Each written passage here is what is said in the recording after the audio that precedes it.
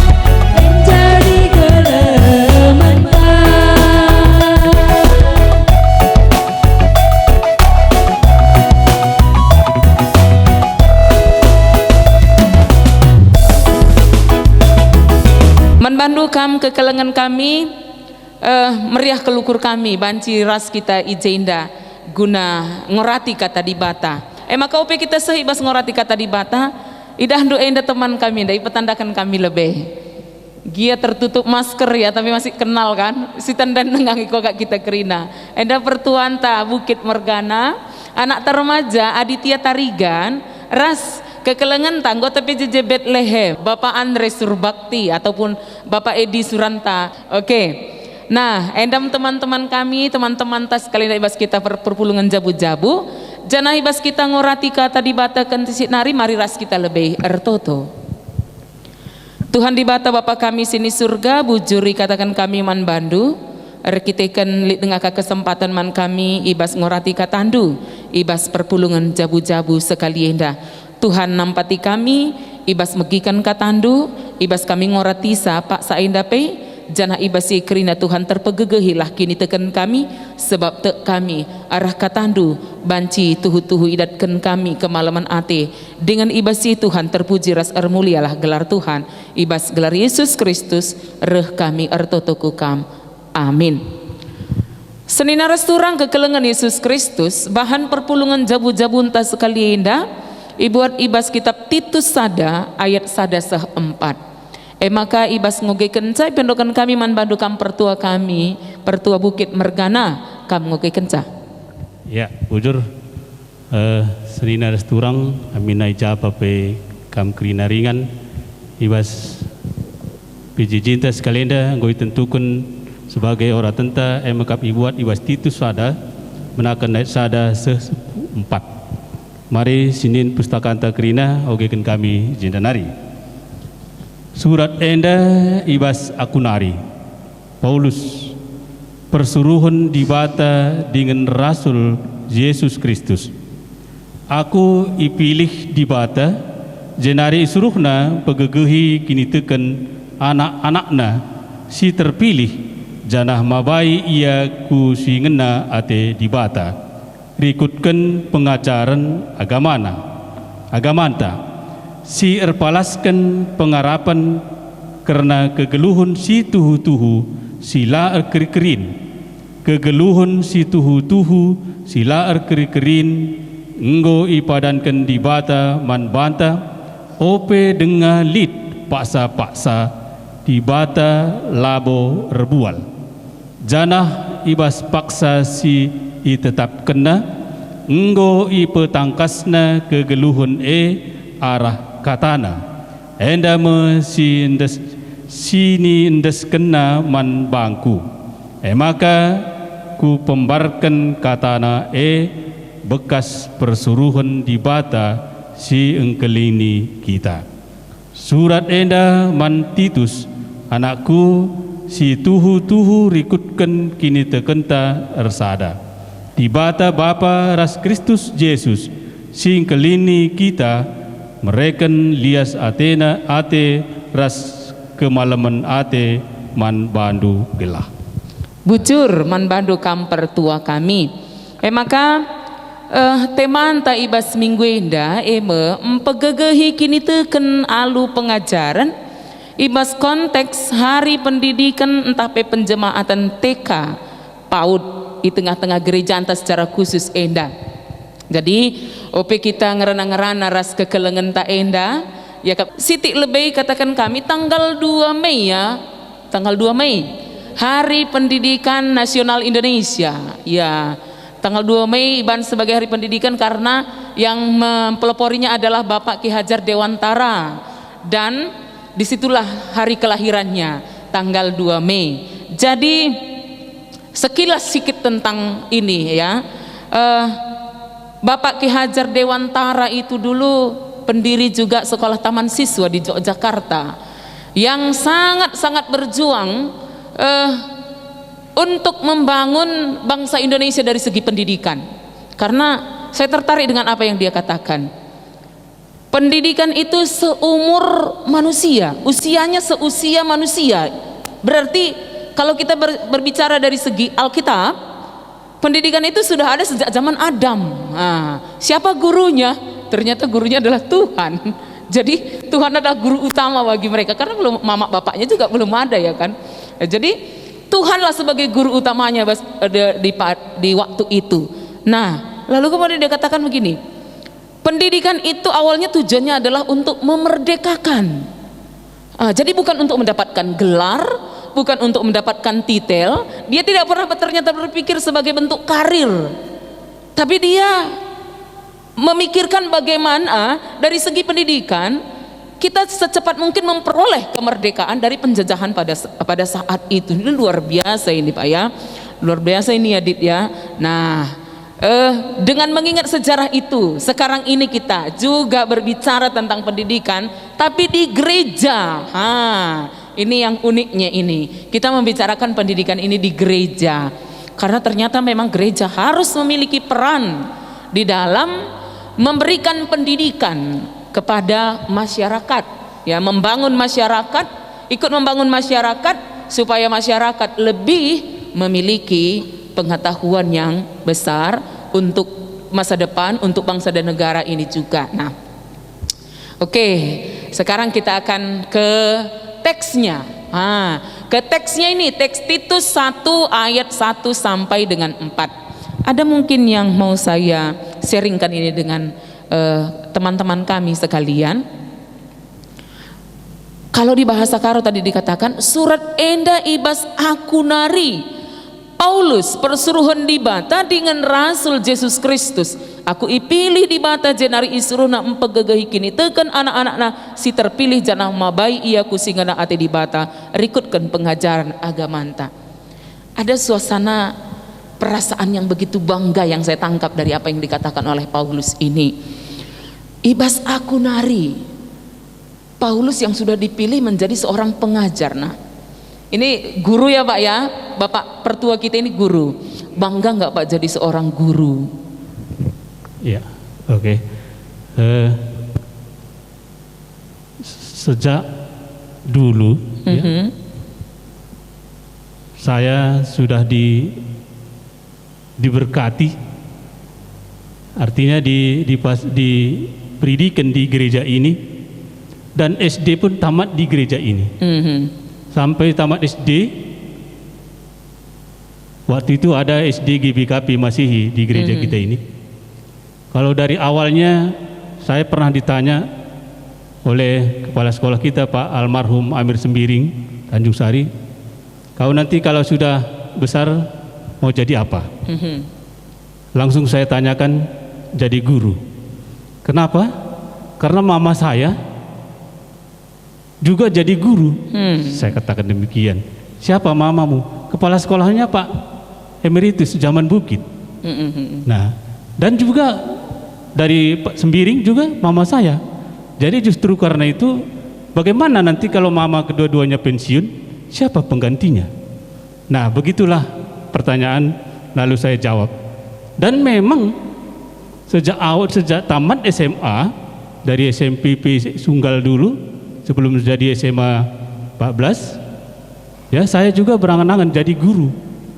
Nah, saya berangan-angan jadi guru ini dan tidak dipaksa oleh siapapun, karena memang niat saya ingat bahwa guru pada waktu itu sangat dibutuhkan, sehingga bagaimana saya supaya bisa jangan sulit-sulit untuk melamar ke sana, melamar kemari, sehingga saya ambil yang ikatan dinas, sehingga begitu tamat kita dinas langsung ditempatkan jadi guru.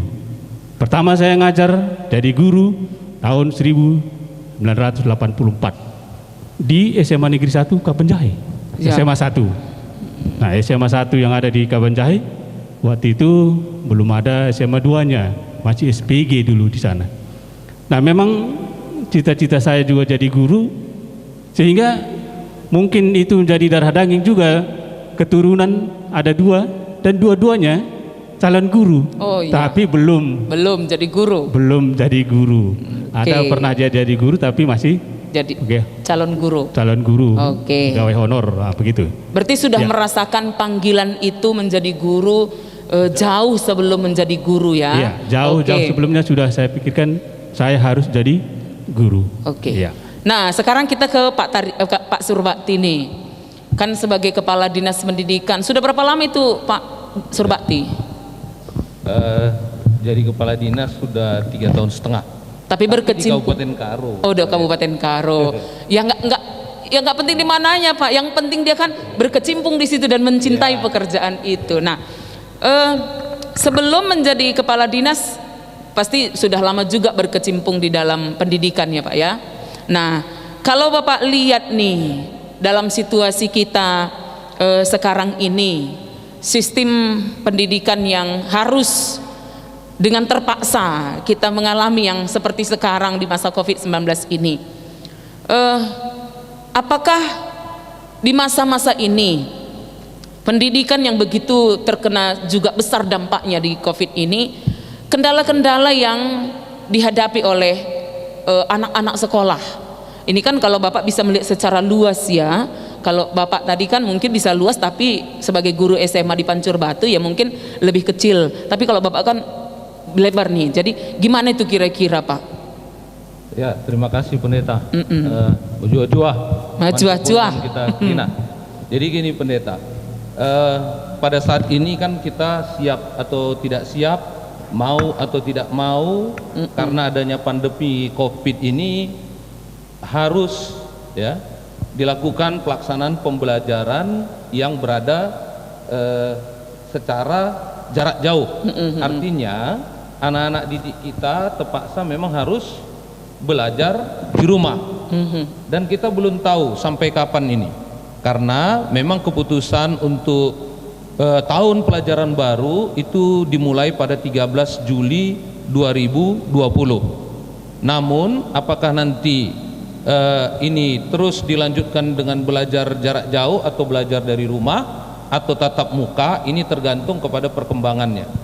Jadi oleh karena itu, kalau sampai saat ini kan seperti yang dikatakan oleh Menteri Pendidikan dan Kebudayaan bahwa hanya 6% yang masih berada pada zona hijau, sehingga ini yang sudah diperbolehkan untuk dilakukan tatap muka tetapi dengan protokol kesehatan. Artinya harus memenuhi kriteria sehat menurut Kementerian Kesehatan. Jadi oleh karena itu 94% ini masih kemungkinan dilakukan pembelajaran daring.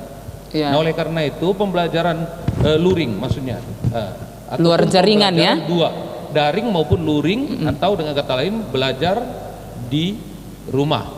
Nah oleh karena itu ini memang satu momen ya, momen di mana dikembalikan kembali kepada bagaimana pendidikan itu peran orang tua. Ya. Nah, karena anak-anak kita ini kan sudah mulai bulan 3 sampai pada akhir tahun pelajaran 2019-2020 belajar di rumah. Bahkan ujiannya pun dilakukan secara jarak jauh, apakah itu daring maupun luring.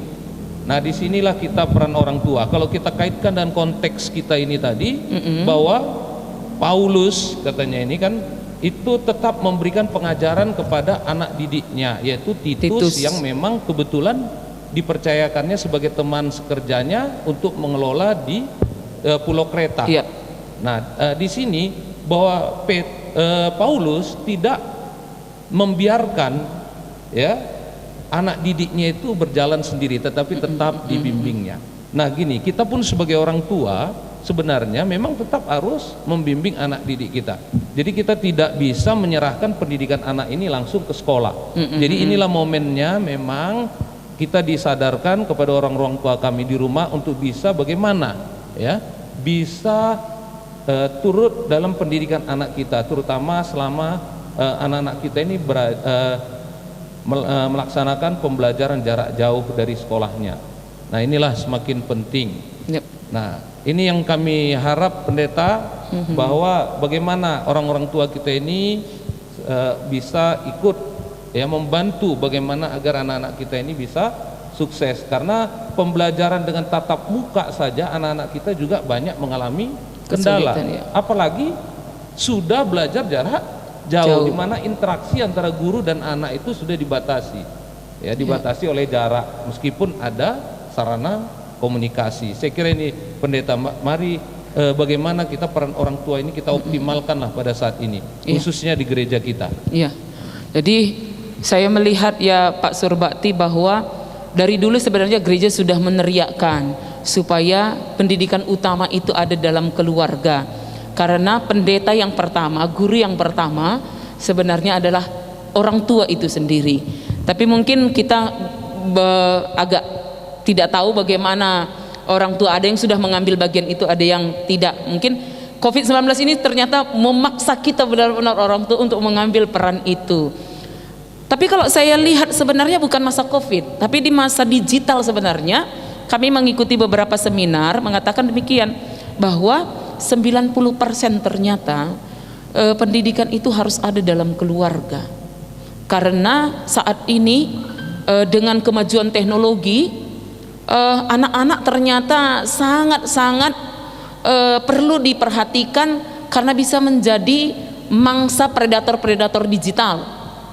Jadi dengan kemajuan teknologi ini, orang tua harus benar-benar memberikan pendidikan yang tepat bagi anak-anaknya supaya anak-anaknya tidak mudah dimangsa oleh para predator yang tidak bertanggung jawab, yang sekarang ini mukanya tidak kita lihat, tetapi dia ada di dalam rumah kita. Nah, oke, sekarang ini kita ada di sini.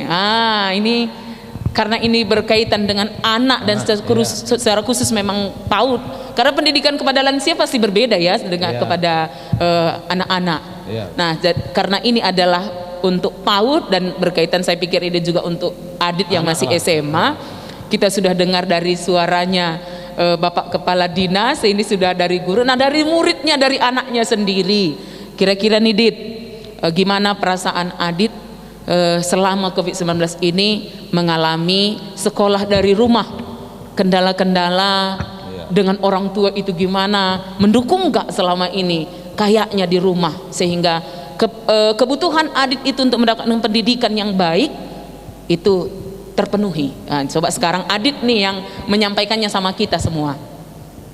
Kalau misalnya dari rumah, kalau pasti lain sama biasa kegiatan di sekolah. Kalau misalnya selama ini di rumah, pasti diperhatikan kayak makannya, terus kayak bangun pagi juga diperhatikan gitu kan. Baru kegiatan di rumah juga diperhatikan. Kalau misalnya jam luar sekolah gitu, ngikut sekolah, pastinya kayak kalau makan bisa nanti kayak Adit biasanya mau nanti makan karena ada les, makannya nggak teratur, tapi selama di rumah jadi teratur. Oke, dari segi makan diperhatikan. Iya. Oke, selanjutnya.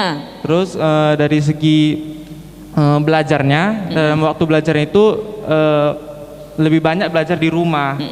Salah satunya belajar di sekolah, baru belajar sikap dari orang tua juga lebih banyak di rumah daripada di sekolah. Kalau sekolah kan pengetahuannya yang kita ambil gitu. Kalau misalnya di rumah, kegiatan kita sehari-hari diperhatikan orang tua juga gitu. Oke, artinya Adit ini sangat bersyukur sekali karena ada di tengah Kopinya. orang tua. Iya, yang Tidak merasa kecewa. iya, kotanya dicukupi ya. Ha, ini kan bagus ini kan. Nah, Kemudian pendeta mungkin Ya. ini Adit coba. Berarti kalau dalam proses pembelajaran ada nggak kendalanya? Ketika belajar di rumah dengan bimbingan orang tua Iya. ataupun jarak jauh dari guru dibandingkan dengan tatap muka. Kalau misalnya tatap muka itu kayak bilang kalau dari dirinya lebih puas gitu. Bisa misalnya kalau misalnya nggak ada yang tahu bisa bertanya langsung. Kalau misalnya lewat dari internet atau daring, misalnya ini ada belajar nih, terus nggak ngerti, terus mau bertanya itu susah jadinya. Tunggu gurunya online lagi. Terus kira-kira gimana ngatasinya? Apa selama ini dengan guru kah atau dengan Google kah atau dengan orang tua? Kalau ada kendala yang nggak ngerti itu. Kalau pertama itu tanya dulu ke orang tua. Kalau tidak ngerti orang tua atau belum paham, tanya ke guru. Misalnya kita misalnya nih PR kita mau dikumpul 3 menit lagi, terus guru belum menjawab itu. Terpaksa kita dari diri kita sendiri ambil inisiatif nengok Google. oke. Enaknya ini tatap muka atau daring? Kalau ditanya daring atau tatap muka, lebih seru tatap muka. Oh, lebih seru tatap Iya. muka. Sama juga berarti perasaan kami berdua ini dengan pendeta. Pendeta pun khotbah lebih enak banyak di sini daripada khotbah nggak ada orangnya di sini. Guru juga demikian ya, Pak ya? Sedikit saya tambahi, sudah kami himpun data karena saya berada yang mengajar di satu sekolah SMA negeri. Banyak yang positif, ada juga dari negatifnya. Karena pendidikan ini bukan hanya dari formal saja, bisa juga informal. Kalau dari formal itu ada diadakan di kegiatan belajar mengajar secara tatap muka. Nah, tidak bisa, menurut informasi yang kami terima, tidak semua rupanya bisa jadi guru ini. Iya. Ya, karena guru itu adalah pendidik. Pendidik itu dia tahu tentang kognitifnya, afektifnya, dan psikomotoriknya. Nah, tadi kalau orang tua itu tidak ada dia bahas tentang bagaimana cara mendidik, didaktik itu tidak ada pengetahuannya, tidak semua. Kalaupun ada, ya mungkin orang tuanya kebetulan pula dia orang pendidik. Namun kami timpun data, rata-rata 80% orang tua mengeluh bagaimana cara mendidik anaknya. Karena dia bukan pendidik. Iya. Nah, sehingga banyak juga kami dengar informasi. Saya hanya masuk 4 lokal itu, saya tanya persatu, 4 kali 36, 12 jam saya masuk. Saya tanya bagaimana pendapat anak-anak, bagaimana mengenai cara mengajar orang tua, mama atau bapak di rumah. Waduh, saya minta ampun Pak, nggak bisa mama saya jadi guru, katanya begitu. Nah, minta ampun dia karena metode yang dipakai oleh orang tua dan guru itu jauh berbeda. Iya. Cara psikologisnya, walaupun dia 16 jam sama anaknya, 8 jam hanya sama guru, lebih banyak orang siswa ini yang selalu bagaimana, kapan kami ke sekolah Pak? Karena saya sudah bosan kali di rumah. Karena metode yang disampaikan mama saya hanya marah-marah. Begitu kebanyakan keluhan dari anak-anak. Memang ada dari segi positifnya, kalaulah beruntung orang tuanya orang tua yang pendidikan. Namun kalau orang tuanya ke rumah yang di kuta-kuta sana, marahnya saja cuma tahu dia. Atau mungkin Belajar pelatih kau nina saja. Iya. Saja lalap pemutakna. Buka bukumu, kain nina gurumu pelajari. Itu saja yang terus dianjurkan, bukan dia kasih tahu bagaimana metodenya. Kami sampaikan soal ujian, kami sampaikan materi. Lalu saya online kan. 4 kali 36 ada nama-nama murid di handphone. Selalu berdering itu menanyakan, bagaimana Pak? Soal yang Bapak berikan kepada saya itu belum pernah Bapak jelaskan. saya jelaskan lagi, saya buat lagi dengan cara mendikte. Nah, itu yang saya sampaikan. Namun kami selaku pendidik atau selaku guru selalu juga mengalami sedikit kewalahan karena pekerjaan di rumah pun yang harus saya kerjakan ini berdering terus. Kadang WA terus datang. Sekarang sehingga pun waktu berdering itu terus, tersita. Pak. Atau Iya. gini, saya potong sedikit pendeta. Iya. Ini kan pertua tadi dalam konteks pendidikan formal Iya. yang terkait mungkin dengan ilmu pengetahuan bahwa tidak semua orang bisa menjadi guru. Katanya. Nah, dalam konteks keluarga, terutama dalam pendidikan agama di keluarga, ini apakah memang boleh gitu pendeta? Karena kalau menurut saya, mau tak mau sebetulnya orang tua kalau dalam konteks pendidikan agama atau keimanan ini seharusnya orang tua memang harus mau belajar. Ini gimana pendeta? Ya, jadi saya dulu ada satu kalimat yang sering saya ingat dari kepala sekolah saya waktu saya SD. Dia bilang begini, kalau matematika jangan tanya sama bapakmu, jangan tanya sama mamamu, nggak tahu dia katanya. Karena kami kan di kampung. Tapi kamu harus mendengarkan apa nasihat orang tuamu supaya kamu menjadi anak yang berakhlak dan bermoral. Nah, jadi saya tangkap di sini bahwa mungkin kalau matematika tidak semua orang tua bisa. Tapi sebagai orang tua, mendidik anak itu mengetahui apa yang baik dan benar itu adalah wajib. Tidak bisa tidak. Mendidik anak itu mengenal siapa dirinya sebagai ciptaan Tuhan itu harus. Kenapa harus? Karena anak itu harus kuat dari dalam ketika hidup dalam dunia ini, bukan kuat dari luar. Jadi ada seorang pendeta mengatakan begini, apa bedanya kepiting dengan manusia? Kami nggak bisa jawab pada saat itu. Ada 5.000 orang yang berkumpul, satu pun nggak bisa jawab. Lalu kemudian dia menjawab, apa bedanya? Bedanya adalah manusia itu kuat di dalam, lemah di luar. Coba lihat, tulang kita di dalam, kulit kita di luar. Tapi kalau kepiting, kuat di luar, lemah di dalam. Nah, jadi manusia itu harus kuat di dalam. Dan siapa yang membuat setiap anak itu kuat dari dalam? Orang tuanya, dengan memberikan pengajaran berdasarkan imannya. Nah, jadi orang tua adalah pendeta yang pertama, guru yang pertama untuk membuat anak itu kuat. Mempegegehi kini tekan alu pengajaran. Nah, jadi kita sudah banyak berbicara tadi nih ya soal pendidikan di sekolah, tetapi tetap tadi saya tangkap bahwa guru ini sangat menyarankan supaya anak-anak itu pusat pendidikannya itu ada di dalam keluarga. Nah, yang terakhir mau saya tanya nih sama bapak-bapak ini yang jadi guru. Selama mengajar anak-anak di sekolah itu, mana itu yang lebih nyaman, lebih enak mengajar anak yang kuat pendidikan agamanya di rumah, moralnya di rumah, dibanding dengan anak yang tidak dipedulikan oleh orang tua dalam pendidikan moral itu tadi? Kalau menurut Bapak mana nih yang lebih enak? Iya. Kalau mengenai susah atau enaknya, susah dan sulitnya, metode pengajaran yang dilakukan itu adalah berdasarkan tatap muka. Tatap muka. Kalau tatap muka kita buat, nah di sana kelihatan itu siswa yang tidak pernah mendekatkan diri kepada orang tua, atau dengan kata lain kelihatan sekali itu anak yang tidak diperhatikan oleh orang tua. Berarti lebih enak yang diajar oleh orang tua di rumah ya? Dekat dengan orang tua, Oh, iya. sehingga yang langsung dia ada aksi dan reaksi itu adalah siswa yang langsung diperhatikan oleh orang tuanya. Ya. Sehingga saya juga secara langsung lebih suka saya selalu mendekatkan diri atau bertanya kepada anak yang selalu ada aktif, ada aksinya, ada perhatian orang tuanya. Karena apa yang saya ajarkan itu, apa yang saya berikan materinya itu, dia tanggap terus. Tapi kalau anak yang kurang perhatian dari orang tua, dia juga di sekolah tidak peduli itu. Iya. Kalau menurut Pak Surbakti gimana?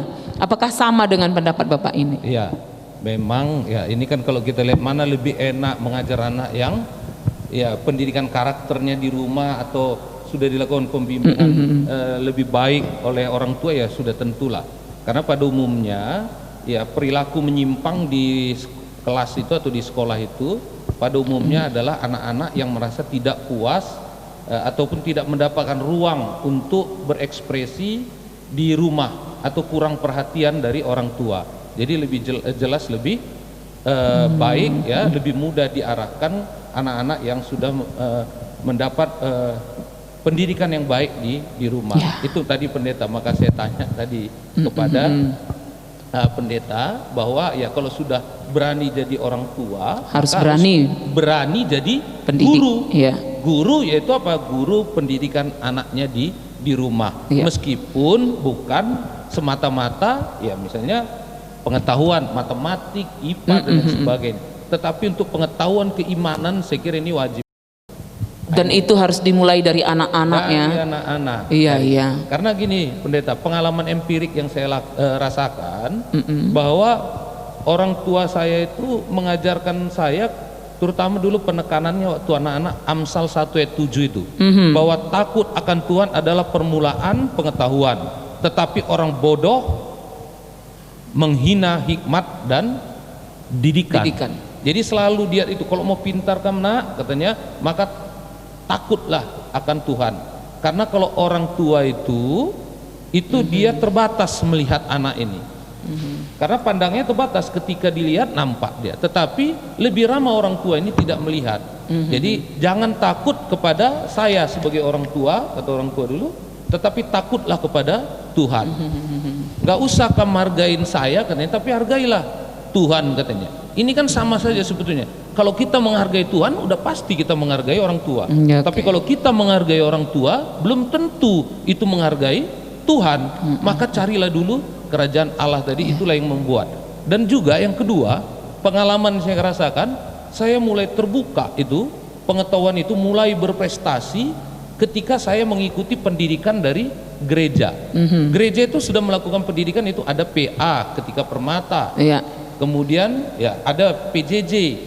Nah jadi ketika ikut PA itu kan kita membahas, kalau membahas menelaah Alkitab itu, kita bukan hanya dapat melihat yang tampak atau nats yang sedang kita peroleh, tetapi kita melihat apa sih yang melatar belakanginya dan apa kaitannya lagi dengan ayat-ayat yang lain. Jadi ini menyebabkan kita berpikir lebih fresh, lebih smart dia ya. Karena apa? Kita dituntut untuk melihat secara holistik atau komprehensif terhadap satu persoalan.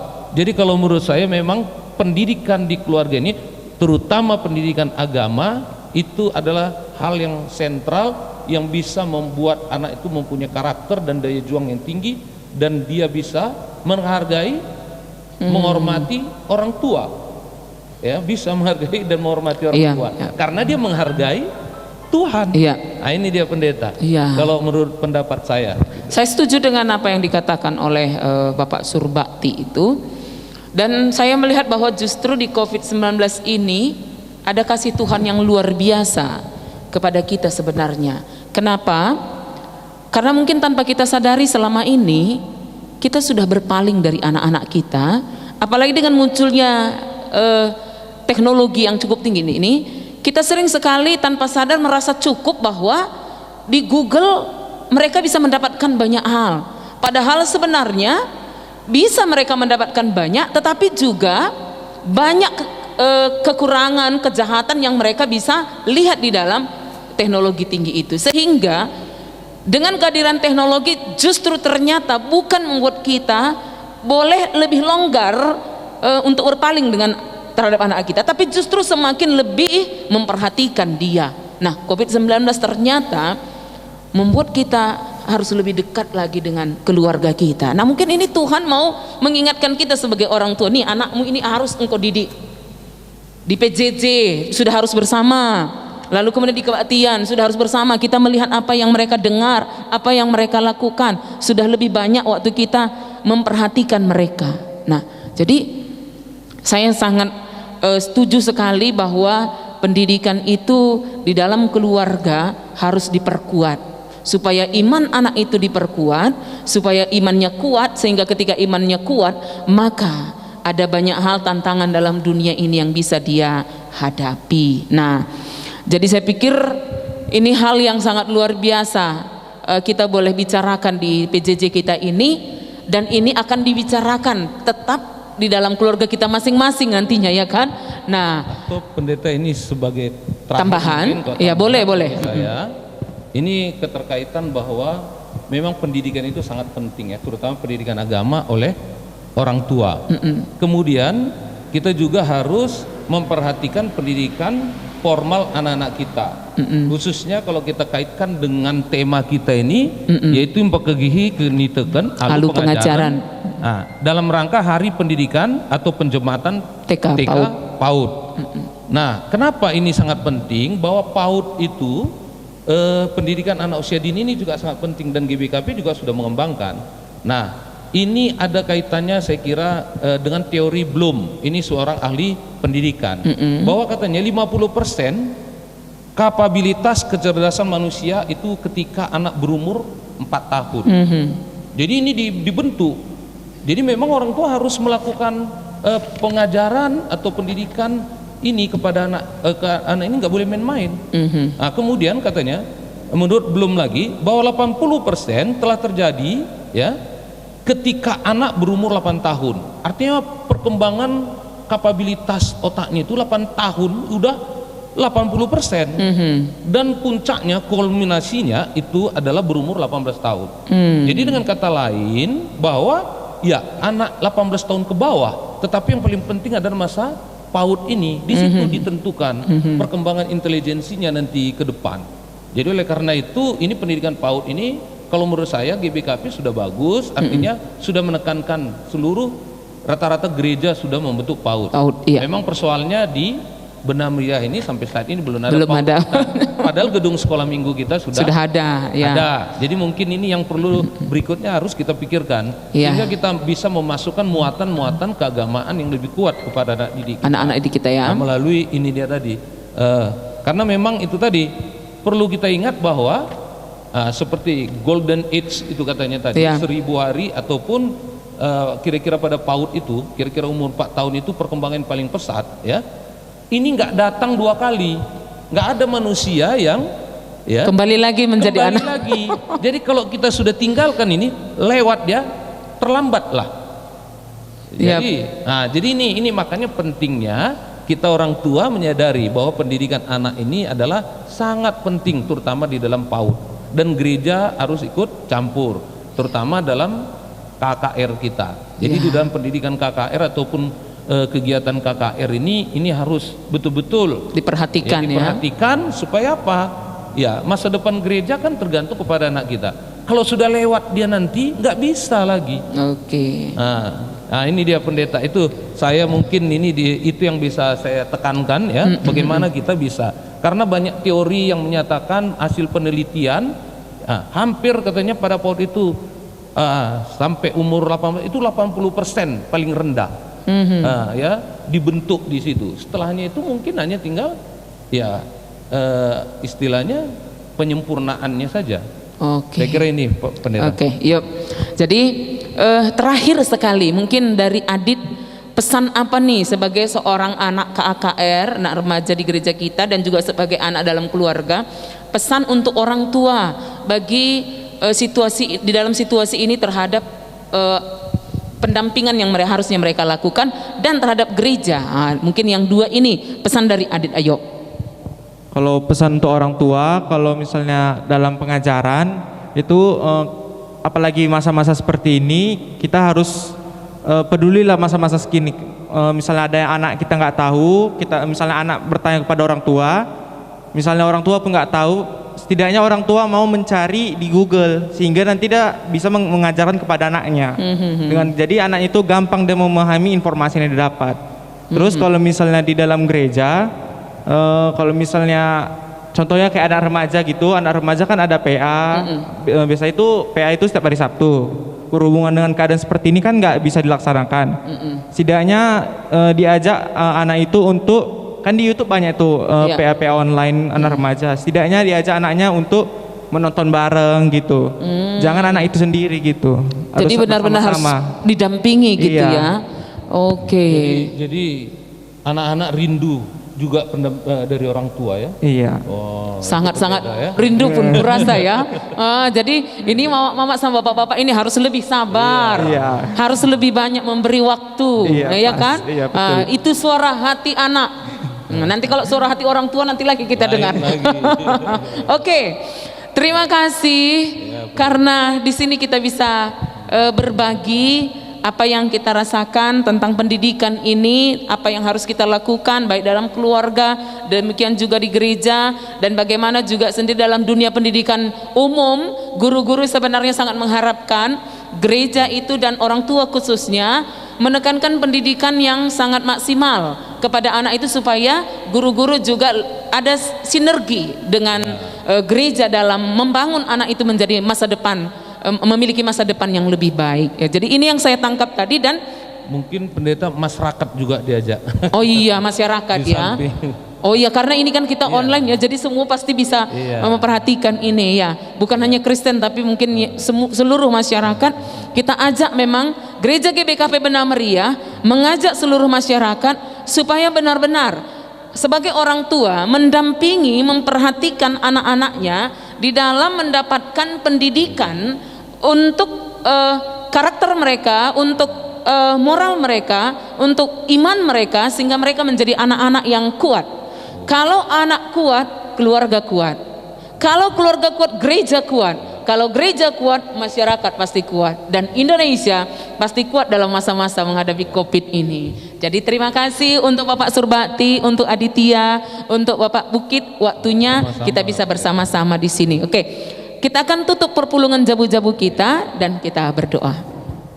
Kami bersyukur Tuhan untuk perpulungan jabu-jabu ini kami boleh melakukannya bersama kali ini, dan kiranya Tuhan yang memberkati apa yang sudah kami kerjakan ini, dan kami sebagai yang sudah membicarakannya, Tuhan berkati, teguhkan iman kami agar kami juga bisa melakukannya dalam keluarga kami, karena di samping kami sebagai pelayan dalam gereja Tuhan, kami ini adalah ayah dan ibu bagi anak-anak kami, orang tua yang memiliki tanggung jawab di dalam keluarga kami. Terpujilah Engkau Bapa, di dalam Kristus Yesus kami berdoa dan bersyukur, amin. Kita akan mengumpulkan persembahan kita dan kita bernyanyi dari kitab denden kita nomor 374 ayat sadaras 2.